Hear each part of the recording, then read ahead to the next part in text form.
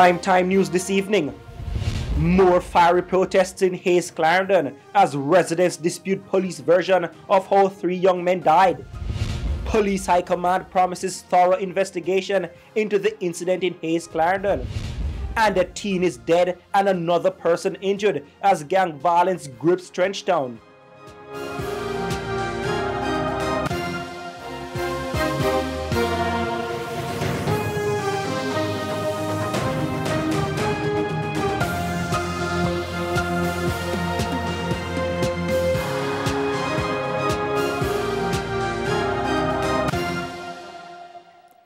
Good evening and welcome to Primetime News. We're on air and online at onespotmedia.com. I'm Janella Precious. Also this evening, the top business stories of the day, sports commentary, E-Prime and weather. But before the break, the feedback question.